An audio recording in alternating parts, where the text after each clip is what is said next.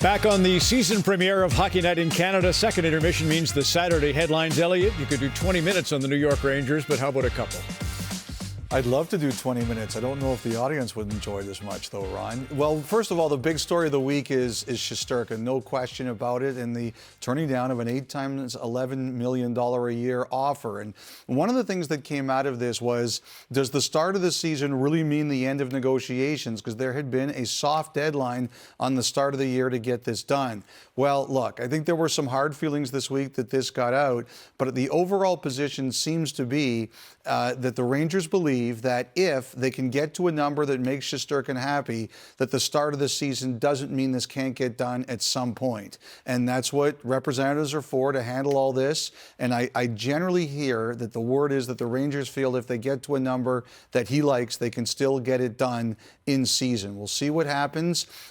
I have heard many times that Shesterkin has positioned himself as the Rangers' best player and most important player. I don't think anybody would disagree with that. And that is the target here, at least. Right now, Panarin is their highest paid player at about $11.64 million. So is that it, if they just get above that? Because I would argue that Adam Fox, although Panarin's good tonight, by the way, Utah Hockey Club leading 5-3. Shesterkin's given up all 5 goals tonight.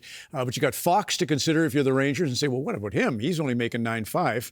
And you got the Carey Price benchmark. That's always been an argument that they've made. Yeah, there's no question the 10-5 for Carey Price. The Rangers have clearly indicated that he will be the highest paid goalie in the NHL, but that's much bigger. It's a good debate. Some people who negotiate say you never want to move that far. Others say, you know what, if the player's worth it, and there's no question Shesterkin is worth it, you just go and you make the deal. All right, let's go to Toronto and the depth chart on defense and what happens with Timothy Liljegren. So this has been a storyline, I think, for most of the summer. He's been involved in some trade talks, and the Maple Leafs have considered moving him, but it hasn't happened now.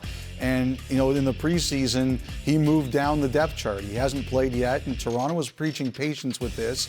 They are simply saying there's no reason he can't still play for us. However, he's a 25-year-old player. He wants to play, and I think he'd like to be in a position where he could play. I think at various times they've tried to work to get something done. At other times they've said, look, we don't like that anything's out there. And again, I think they've told him he could potentially still play for the Maple Leafs. Now, I had heard this week that he had some permission to talk to other teams. The Maple Leafs have denied that. They said that's not true, but there's no question they're trying to get him to be patient, and he's simply trying to say, look, I'd like to play as any player would. How about injury news, starting with Macklin, Celebrini? All right, so Macklin, Celebrini, unfortunately, the Sharks today put him on injured reserve. He has to miss at least 7 days, which means a showdown with Bedard next week isn't going to happen. It's believed to be a hip injury, Ron. That's the information we're getting, and he's out week to week.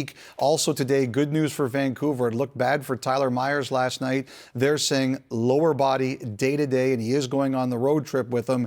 And Florida was also good news with Alexander Barkov. They said 2 to 3 weeks as the MRI showed no bone damage, which was one of the things that they were most concerned about. And finally, one other note, Ken Holland, the GM of the Edmonton Oilers last year, went to Game 7 of the Stanley Cup Final.